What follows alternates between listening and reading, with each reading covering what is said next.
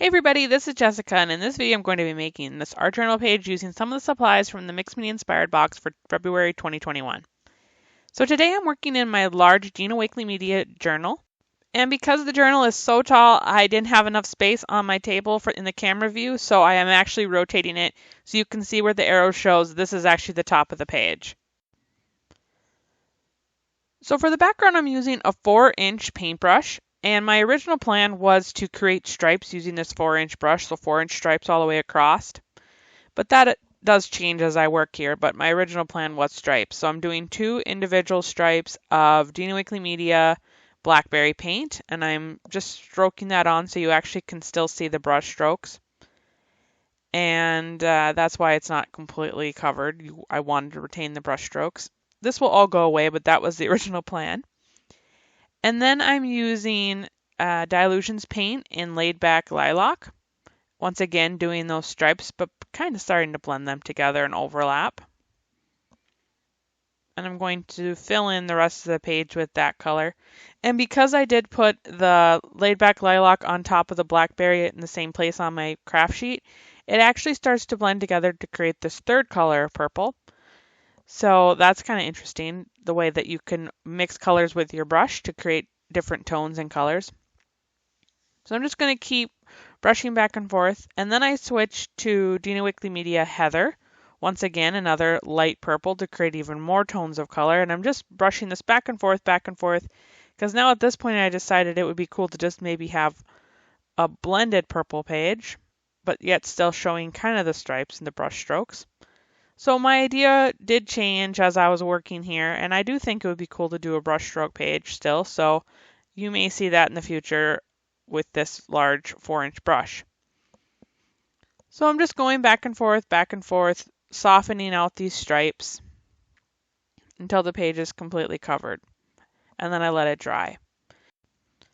So after the paint has had a chance to dry, I'm using a stencil. This one's called Ladder, and a mini blending tool, and I'm just going to put some different layers of this on my background. And I'm using the original Blackberry color of paint, so you can see how much when I was using that brush and blending those colors together, how it's faded out into a much lighter purple because this stenciling actually shows up really nicely.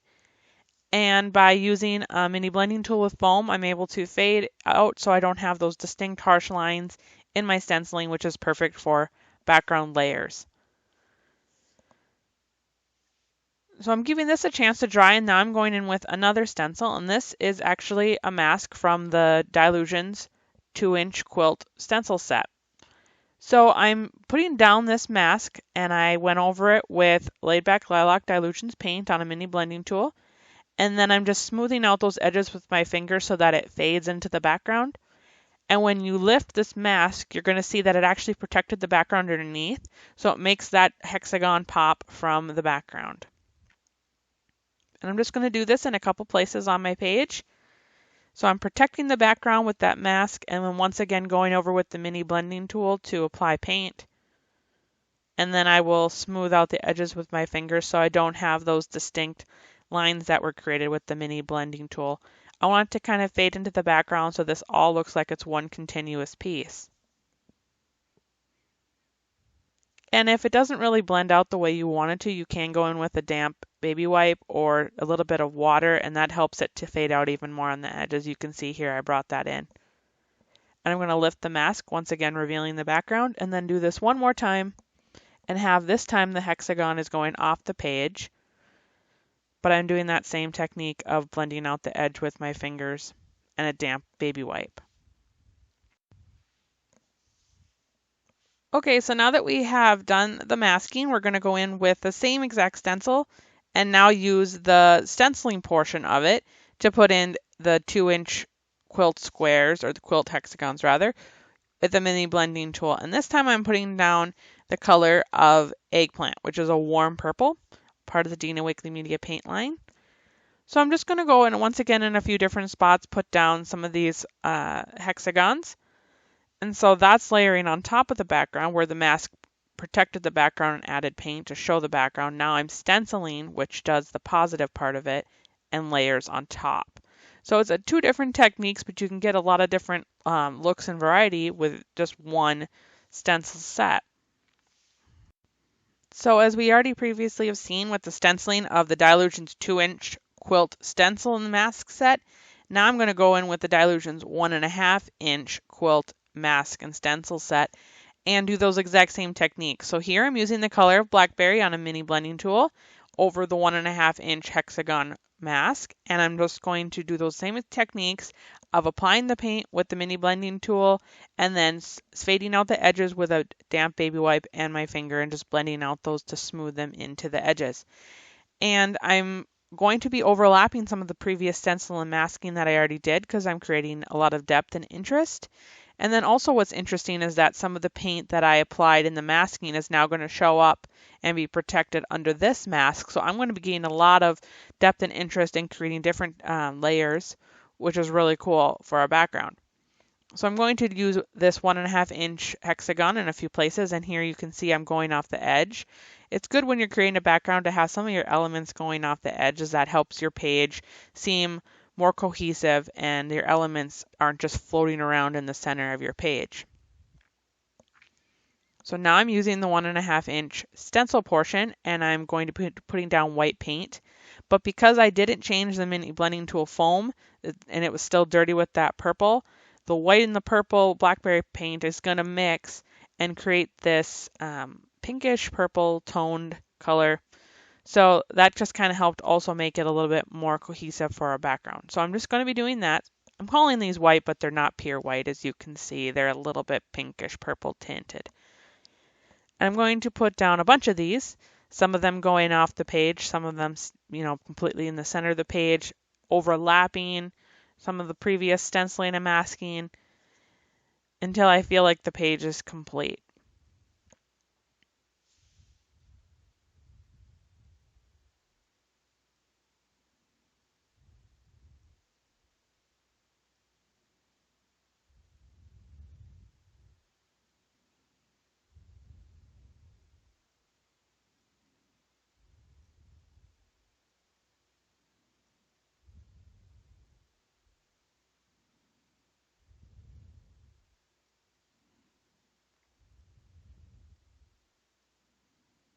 Now, in a second here, you're going to see that I had a little bit of a mistake with my stenciling and some of the paint went underneath. So what I just very quickly did is wipe off most of it with my finger, and then I took a damp baby wipe and actually just wiped off a bunch of that stenciling. And because the paint was still wet, I was able to do this. And I laid my stencil right back down and just stenciled over the top of it again. And when I lift the stencil to reveal, it'll be a perfectly clean edge. So if you're working on paint layers, you have a little bit of a freedom and a little bit of time to fix your stenciling if something like that occurs. So after giving all the stenciling and masking a chance to dry, I'm going to use some Liquid Pearls dimensional paint. And this is a really cool paint because you can put it on in dots or 3D or any shape and it will retain its shape and dry that way. Or you can paint it on with a paintbrush like regular paint. And it does have a little bit of a mica shimmer powder in it so that it will add like a pearlized shimmer to your artwork. So what I'm doing here with the Liquid Pearls is just painting it on with a brush, and I'm adding it to the masking and stenciling hexagons that we already did. Just add a little bit of shimmer and also some shading in different areas. Now the camera doesn't really show the shimmer portion of this because I'm putting it on really thin, but you can see it in real life and it's really pretty. And when I start to put the paint on a little bit thicker in just a minute here, the camera will pick it up. Also, if the colors are really close, the camera doesn't really show. Like in this case, you're not really seeing because those colors are so close that it's actually doing anything. Where in other areas, when I move to the darker purples, or like right now, you can actually see the Liquid Pearls on that hexagon. So I'm just going to go through and add it wherever I think it just needs a little bit extra.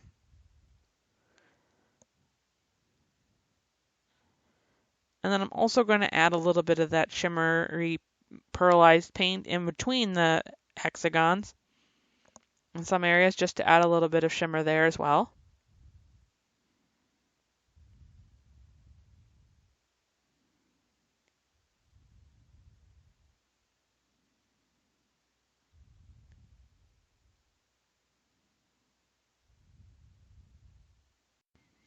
So this is one of those steps that doesn't seem like it's doing much because one, the camera's not picking up the shimmer, and it is a very subtle effect, but it is adding shadowing and shading into the page and also highlighting where the lighter colors go and adding that shimmer as well. And I'm not cleaning my brush as I'm switching from color to color, so although I already have 4 colors out on my craft sheet, I'm actually getting a lot of different colors because as I'm switching from color to color with a dirty brush, it's blending on the brush. And also because each color has different mica colors in it, I'm getting different tones and shades within the colors here. So that's one tip, that if you're trying to blend and whatever, don't clean your brush in between switching colors. So now I gave the liquid pearls a chance to dry, and I'm going in with the Tim Holtz Ideology Typeset collage tissue, and I'm just tearing it up in really small pieces, and I'm kind of measuring it to make sure that it's going to fit in all these hexagons. And I'm using an Dina Wakley Media gel medium, which is perfect for thin papers like this, and a Finnabar silicone brush to press it all down. And I'm just going to go through and put all these little tiny scraps in all of the whitish hexagons. So when I put these pieces down, I am overlapping some of them. I'm making sure that it's going to be a very collaged look. And I'm also, because it has tissue paper, putting down a layer of the gel medium, then pressing down the tissue, and then putting another layer on top. And this is often referred to as a sandwich in collage or decoupage, because I'm needing to have that adhesive on both sides, and that's what's going to give the transparency to the tissue paper. So I'm just going to continue this process for all of the hexagons until I'm happy and I feel like I have enough of tissue paper in each one.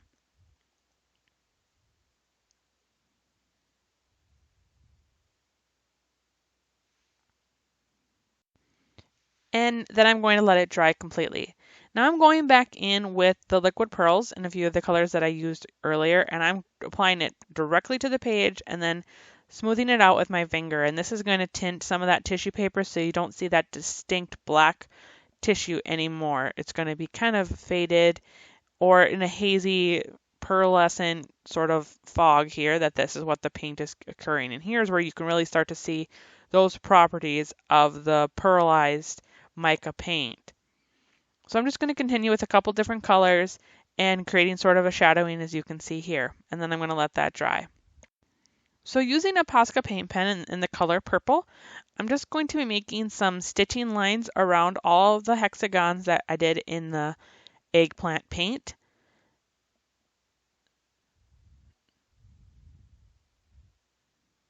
And then I'm also going to be using a white Posca paint pen to create those same stitching lines in white using the smaller 1.5 inch quilt stencil.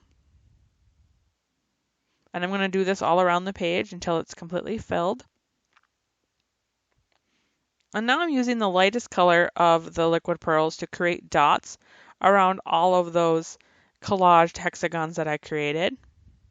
And then I'm going to let this dry completely.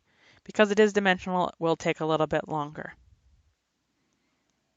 And after everything is dry, now I'm using some zinc pigment in Purple Haze and just flicking that onto the page using the applicator brush to create dots. So off camera, I glued down a bunch of collage tissue onto some white cardstock and let that dry, and then I die cut it using the Perspective Butterfly die cut set from Sizzix, and here's what I ended up getting. Now I have two actually things that I could use. I can use this outside cut image and I can layer that on a page later. But in this case, I'm going to use the portion that was actually cut out and glue that onto my page. But before I do that, I'm just going to lay it down in my odds and ends journal and spray a bunch of gloss spray in Gilt. And I'm doing this in my odds and ends so I don't waste any of that overspray. And I'll just lift up this butterfly and set that journal aside to be used another day. And now I'm going to glue down the butterfly. So what I did is I slightly bent the wings so that the body is completely flat against the page, and I put the glue only on the body and then stuck that down. And now I'm just going to tack just the very edges of the wings on both on the top and the bottom down to the page so that it is smooth, but yet it has a little bit of lift and give because it wasn't completely glued down flat. and just makes the butterfly seem like it's popping from the page a little bit. So I'm just going to hold those corners down until they dry. I'm using distressed collage medium to glue down this butterfly because the dry time is basically 0, meaning when those two pieces of paper come in contact together, the bond is almost instant. So I'm just holding that down with my finger just for a second to keep it in place, and then it's dry, it's ready to go. It will have some time to cure, but it won't move in that curing time. So I picked a sticker from the Art by Marlene quote sticker book. And this one says, "Take care of your soul." And as you can see, it was one long strip, but I like to chop those up, so I'm just using my scissors to separate the words and then sticking them down on my page. And for our last element, I'm using Glossy Accents, which is a clear hard enamel medium. And I'm just going to put that down on my page in a couple different dots, and it will dry in this exact formation, just slightly raised to a completely clear finish. Now, when I first put it on, you can see it's a little bit milky. You can see it completely, but when it dries, it will be completely clear.